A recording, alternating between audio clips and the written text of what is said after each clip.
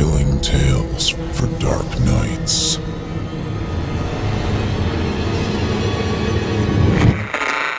Want to make sure you never miss a Chilling Tales for Dark Nights video again? Be sure to subscribe and hit that bell to turn on notifications.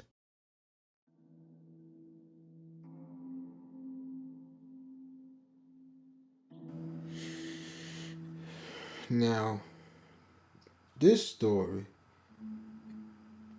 I like to call this haunting ain't easy, man. Ain't nothing easy. But haunting shows ain't easy, man. Not one little bit, man. Like them Hollywood studios and stuff make it look so easy. But in reality, it's a chore, man. See, me myself, I'm a ghost. And my name is Ernie Harris. And I've been a ghost for about 115 years now. Now, when I was alive, I was a laborer who, along with others, was hired to build a new courthouse in this town called Wilmington, Missouri, located a little northwest of St. Charles, on that mighty Mississippi River. I'm talking about that M-I, crooked letter I, crooked letter I, humpback I. You know what I'm saying? Right off that Mississippi, man. So you know if I'm talking about the Mississippi River, I'm finna start lying. Because anytime an old person bring up something on this side of the Mississippi, it's a lie, man. So you see, the city council back then felt that the 1850s courthouse was too small, outdated, and inefficient, and voted to build a new, bigger one in '04.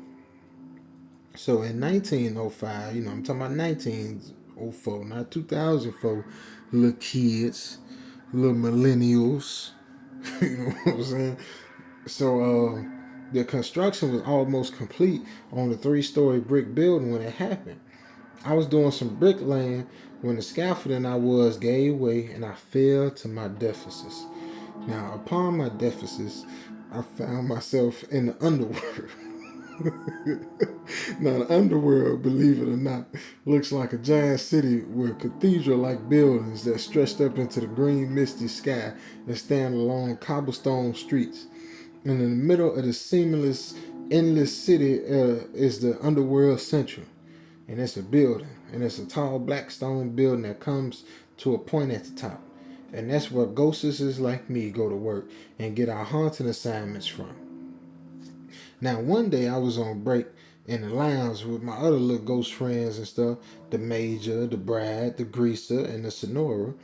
And before I go on, let me tell you about my friends now.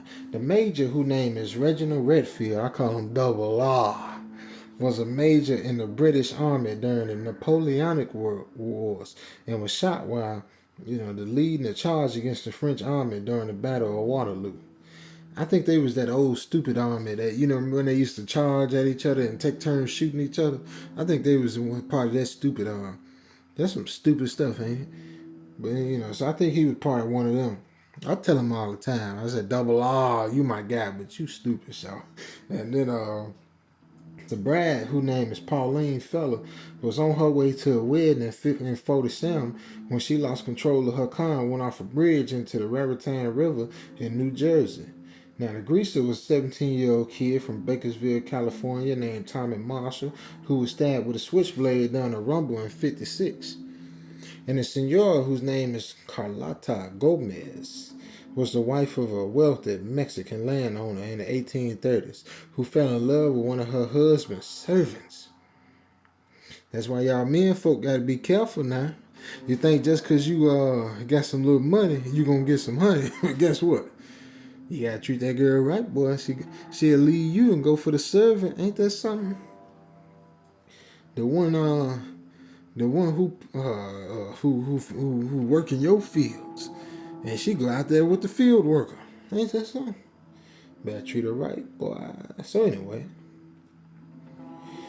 don't listen to me. I only been around 115 years. I mean, plus the years I was alive. So, I only been around about 100 and I ain't too good at math. You think I'd be pretty good at math after I've been alive this long, but Yeah, I don't forget more stuff than you ever would know. Let me tell you something, boy.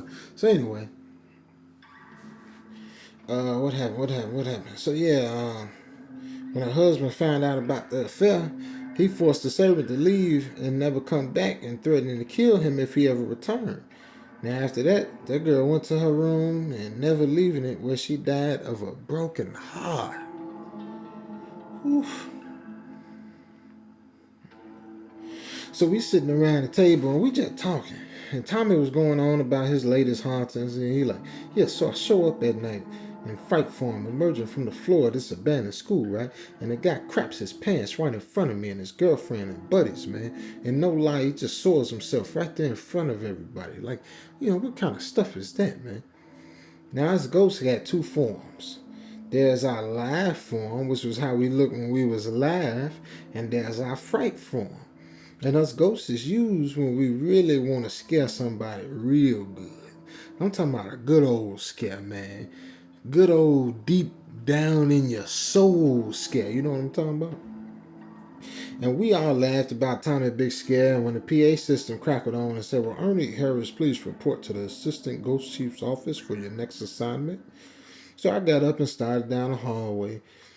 And one thing I don't like about being a ghost is we still got to walk.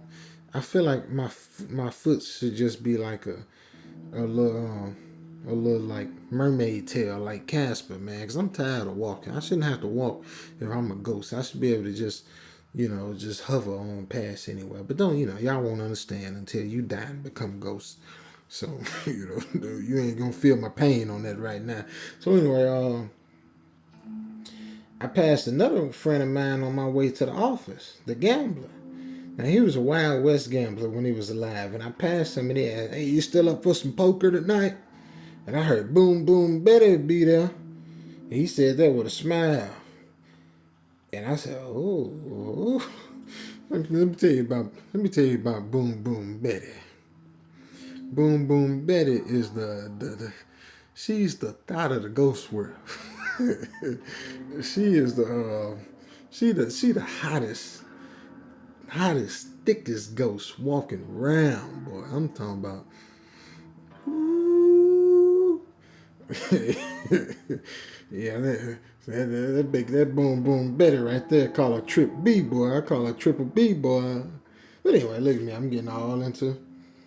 We was dating for a little while, but we found out it was kind of hard to kiss and hug on each other because we kept going through each other. So it didn't work out how I thought it was. But that's ghost problems that you wouldn't understand. Let me keep on with the story. So he said, I see I don't really know what my assignment is tonight. And with that, I made my way to the office. Now, the assistant ghost chief, his job is to give a ghost, what they gonna do that night or whatever. So, the boys at the top, the assistant ghost chief is a guy named Darius. Now, Darius is one of the oldest ghosts in the Underworld. In life, he was a high-ranking official of the Roman government over 2,000 years ago, till he was linked to a conspiracy that assassinate the emperor and was fed to the lions as punishment. Now, when I got to his desk, he greeted me and motioned for me to sit down, and he went over to this trademark new assignments and picked up a sheet of paper from the top. Got another house in the woods type haunting for you, he said, in the Catskills of New York State this time. I sighed in frustration, and I had been doing these type of haunts on and off for 50 years, man. I said, let me guess, upper class, middle white folk from the suburbs of some big city, and a day that's like this would be good for us to go out on retreat.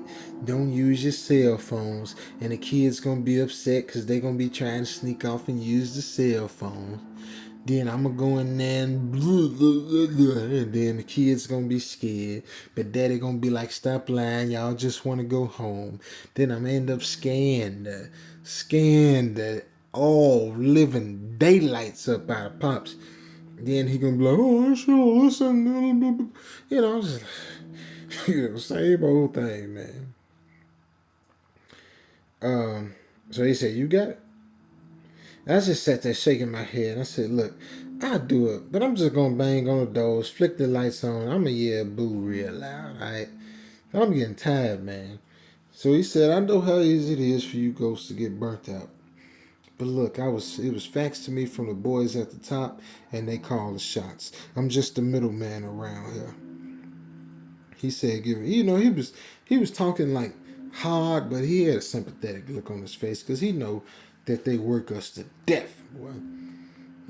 So he said, if it make you feel any better, I'll see if I can get the boys to have you haunt the Queen Mary for a while. Ooh. That's a special assignment right there. So I watched from the attic window as the moving van, followed by the silver Lincoln Navigator and a dark blue BMW sedan pulled into the driveway. Now, being dead for 115 years, I've seen just about every make and model of every car from the Model T Ford to those fancy foreign things they got today. And the family looked just as I imagined. The father was in his late 30s with his dark tucked under a New York Yankees hat.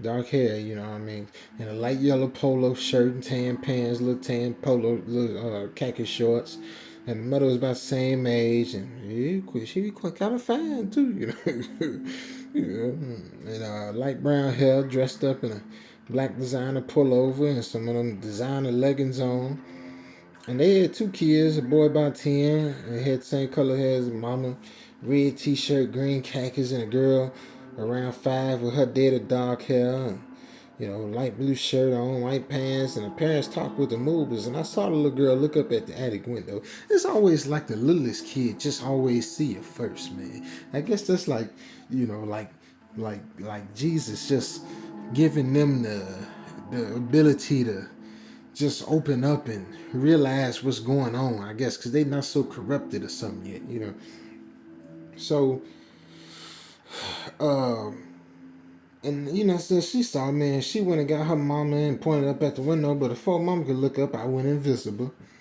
And good, I thought.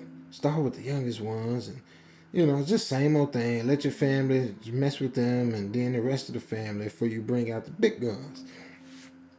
Now, the next few months, I did my thing. I banged on the doors loud, flicked the lights on and off, made all the scary noises, groans and screams, and I noticed that the family was scared, but the daddy seemed to, like I said, say we gonna stay. Now, this is, I thought was a bit odd because in all my years of hunting, I've learned some people are just harder scared than others. But at the end, they all break at some point. You just gotta press the right buttons. So I also watched the family who had the last name McKenzie. When I was trying to scare them, I watched the kids whose names I learned were Trevor and Caitlin, I mean. They went to school, did their homework, and played with their new friends. And I watched as the husband, who I learned was Nathan, and his wife Julia, stayed home, went shopping, and went out with some friends. And I also noticed that Nathan would often take Julian on walks along a wooded trail that ran behind the house. Now, at first I thought nothing of it and figured that it'd be my coup de grace. Like that boy, my coup de grace. That Geechee stuff, man. That New Orleans flavor, baby. Some of y'all don't know nothing about that, you know what I'm saying? Now I show up in my fright form on one of their evening walks, and that'll get them. And I send them packing and moving back to New York City suburb where they come from. But I wound up only getting one of them. Now, one night, while Julia had taken the kids to her parents for the weekend, I happened to be by the master bedroom when I heard Nathan talking on his phone. The conversation went like this. Oh, don't worry, Brittany, baby. I heard him say, I've got it all planned out. Like, next week, I'll take Julian on another walk in the woods to a secluded spot where I got this shovel put away. A hacksaw and a bag of quicklime, and I got this old hollowed out tree that I found. And then when we reached the spot, I put a bullet in her head. And I report her missing to the police and eventually have her declared legally dead. And then it'll just be you and me, baby doll, okay? What? What about the kids? Don't worry about them. I'll dump them on my parents in Yonkers. Tell them I just need some time to try and find myself again. And get over the loss of their mom. And then it'll just be you and me together in Puerto Rico. How that sound? Now, when I heard that, I got steaming mad. You see, when I was a boy, I was the oldest of 5 children. And my mama and fought over poor sharecroppers. Now, for y'all that don't know what sharecroppers is, I'm gonna tell you real quick. A sharecropper was we were slaves, and then when slavery was over, it started. You didn't know what to do, so you just stayed where you was at, but you got paid to do your slave work. So, but they didn't pay you. They robbed you of your money, and they gave you a shack to stay in. But it was, well, you already had a shack, but like now you had your shack, and in your shack you were supposed to work a piece of land and they give you some money, but you just ended up working the land and they give you whatever they want to give you, and you'd be lucky to just get enough food. So they was some of them sharecroppers. I might tell y'all a little more about that way in another time or whatever. But they sharecroppers in rural Kentucky. Now, when I was around 9, my daddy left, telling us that he was going to look for work in the steel mills up in Pittsburgh and send for us once he had money coming and found a place to live. Now, we never saw or heard from him again, and eventually my mama moved us kids out of Kentucky. And we moved 3 times, Louisville and Peoria, Illinois, and wound up in St. Louis. Now, eventually, we learned that my daddy had married some other woman in Pittsburgh, and it broke my mama heart, and she wasn't the same after we got that news. And she died a bitter, worn-out woman, grown old before her time. So I went ballistic, and when I learned what Nathan was doing, I decided to act. I appeared in the room in my fright form, and Nathan screamed in terror when he saw my fright form with rotted yellow, brown flesh and dead all white eyes and crooked rotten teeth. And Nathan tried to run, but I blocked his path.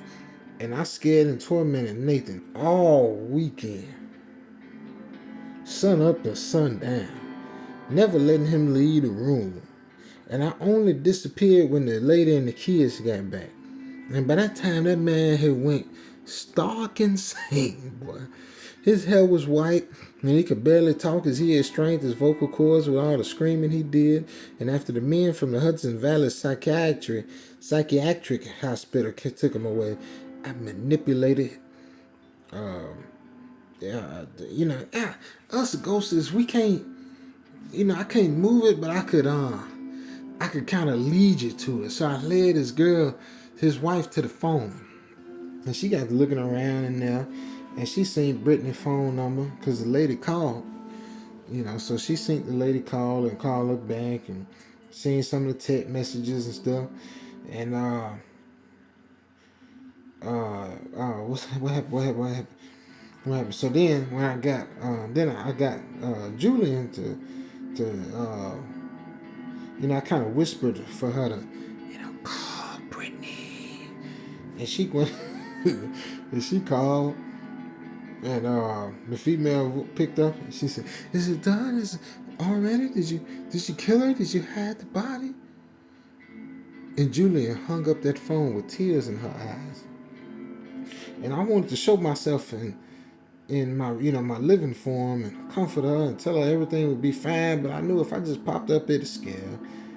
But I think she felt my presence and seemed to put things together and whispered, "Thank you, whoever or whatever you are."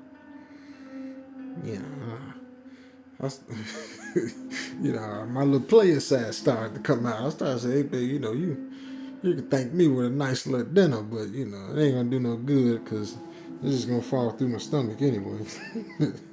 So that's ghost problems. That's ghost problems. You don't know nothing about that. So what happened then? So she filed for divorce and got full custody of the kids and remained in the house. And Nathan was never charged with conspiracy to commit murder because of his incurable insanity, and he was left to spend the rest of his days in a psychiatric hospital. I've grown attached to this family, man, and occasionally I peek in on them and see how they doing and even help them a little bit if they need it, but I remains invisible. And haunting ain't easy, but somebody's got to do it.